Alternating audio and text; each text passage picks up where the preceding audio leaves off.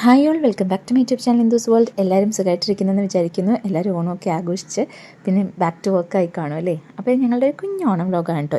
ഇത് ഉത്രാട രാത്രിയാണ് കേട്ടോ. ഉത്രാട രാത്രി എന്ന് പറയാൻ പറ്റില്ല, ഏകദേശം 2 മണിയായി, തിരുവോണം തന്നെ ആയി എന്ന് പറയാം. അപ്പം പൂക്കളൊക്കെ വാങ്ങിയിട്ടുണ്ടായിരുന്നു. അപ്പോൾ അതൊക്കെ ഒരു പേപ്പറിലോട്ട് കവറിൽ നിന്നൊക്കെ മാറ്റിയിട്ടില്ലെങ്കിൽ പൂക്കളൊക്കെ അഴുകി പോകത്തില്ലേ. അപ്പോൾ അങ്ങനെയൊക്കെ എല്ലാം സെറ്റ് ചെയ്തിട്ട് കിടക്കാമെന്ന് വിചാരിച്ചു. പുറത്തൊക്കെ പോയി വന്നപ്പോൾ ലേറ്റായി. ഇനിയിപ്പോൾ 2 മണിക്ക് കിടന്നാൽ എത്ര മണിക്ക് എഴുന്നേക്കും, അത്തപ്പൂ ഇടുമെന്നൊന്നും അറിയില്ല. നാളെ അമ്പലത്തിൽ പോകണം എന്നൊക്കെ വിചാരിക്കുന്നു. അപ്പം പിറ്റേന്ന് തിരുവോണം രാവിലെ ആയി, 7:10 കേട്ടോ എഴുന്നേറ്റപ്പോൾ. പിന്നെ ചടപടിയെന്ന് ഞാനും ശ്രീയും കൂടെ കുളിച്ച് റെഡിയായി. ഏകദേശം 8:45 ആയപ്പോൾ അമ്പലത്തിൽ പോകാൻ ഇറങ്ങി കേട്ടോ. 2 അമ്പലത്തിൽ പോകണം എന്ന് വിചാരിച്ചു. പിന്നെ ഒരമ്പലം അടയ്ക്കാറായ ടൈം ആയതുകൊണ്ട് പിന്നെ ഞങ്ങൾ കേളമംഗലം വിഷ്ണു ക്ഷേത്രത്തിൽ മാത്രമാണ് പോയത്. സാധാരണ തിരുവോണത്തിന് അമ്പലത്തിൽ പോക്ക് അങ്ങനെ ഒരു പതിവില്ല.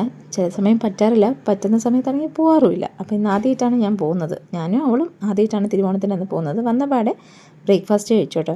കാരണം എത്തിയപ്പോൾ ഏകദേശം 9:45 ആയി. അപ്പോഴത്തേന് അന്നക്കുട്ടി ഉണർന്നു.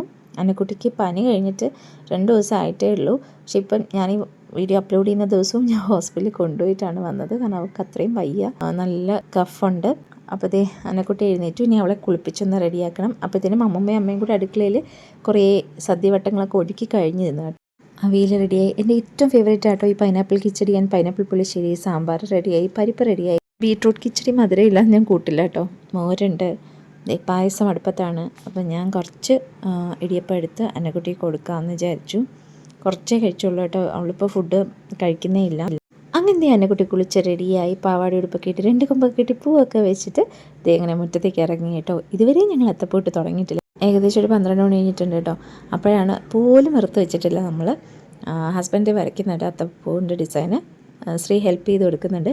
പിന്നെ അപ്പോൾ വന്നതിന് ശേഷമാണ് ഞങ്ങൾ ശരിക്കും അത്തപ്പൂ ഇടുന്നത്.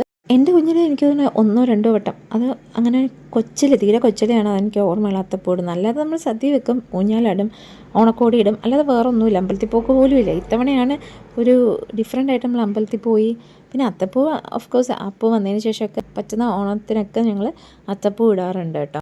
കഴിഞ്ഞുള്ള അന്നക്കുട്ടി തീരെ കുഞ്ഞായതുകൊണ്ട് ഞങ്ങൾ അത്തപ്പൂ ഒന്നും ഇട്ടില്ല. കാരണം എനിക്കൊരു നൂലിയായിട്ട് കഴിഞ്ഞിട്ട് 1 വീക്ക് കഴിഞ്ഞപ്പോഴായിരുന്നു ഓണം. ഞാനും അപ്പുക്കുട്ടനും കൂടെ ഇരുന്ന് പൂവൊക്കെ ഇറക്കാൻ തുടങ്ങി കേട്ടോ. പിന്നെ അപ്പോൾ ഇങ്ങനെ ഇറുത്ത് കൊടുക്കുന്ന സമയത്തേക്കും അന്നക്കുട്ടിയെ ഇഞ്ഞപ്പെണ്ണ് നോക്കിക്കോളും. അത് കഴിഞ്ഞ് കുറച്ച് പൂക്കളാകുമ്പം അപ്പുച്ചേട്ടനും ഇഞ്ഞപ്പെണ്ണും കൂടെ കൊണ്ടുപോയി അത്ത ഇട്ടോളാം, അങ്ങനെയായിരുന്നു. കാരണം അന്നക്കുട്ടി ഭയങ്കര പിണക്കമായിരുന്നു. പനി കഴിഞ്ഞിട്ട് 2-3 ദിവസമല്ലേ ആയുള്ളൂ. പക്ഷേ ആൾക്ക് എനിക്ക് തോന്നുന്നു അവിട്ടം തൊട്ട് പിന്നെയും പനിയായി. വരച്ചു വന്നപ്പോൾ വലിയ അത്തമായിപ്പോയി. പൂക്കളെല്ലാം നമ്മളൊന്ന് അഡ്ജസ്റ്റ് ചെയ്താണ് കേട്ടോ ഇട്ടത്. അപ്പോൾ ഇനിയെല്ലാം അവരിടുന്നത് ഞാൻ കാണിച്ചു തരാം. അപ്പോൾ ഇതാണ് ഡിസൈൻ. കംപ്ലീറ്റ് ആയാലേ അതിൻ്റെ ഒരു ഭംഗി അറിയാൻ പറ്റൂ.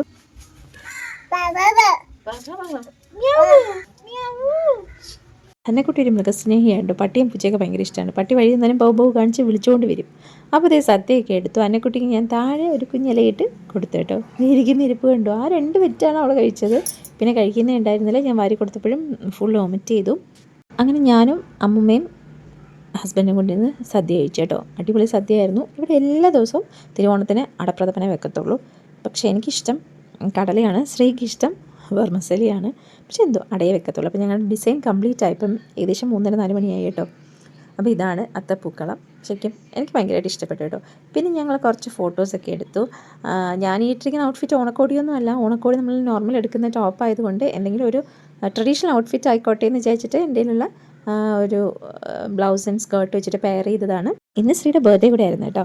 അപ്പം ഈ കുഞ്ഞോണം നിങ്ങൾക്ക് എല്ലാവർക്കും ഇഷ്ടമായെന്ന് വിചാരിക്കുന്നു. ഇഷ്ടമെങ്കിൽ തീർച്ചയായിട്ടും ലൈക്ക് ചെയ്യാൻ, ഷെയർ ചെയ്യാൻ, കമൻറ്റ് ചെയ്യണം. എൻ്റെ ചാനൽ ആദ്യമായിട്ട് കാണുന്നെങ്കിൽ സബ്സ്ക്രൈബ് ചെയ്യണം. അപ്പോൾ അടുത്തൊരു വീഡിയോയിലൂടെ കാണുന്നവരെ it's me Indu signing out. By.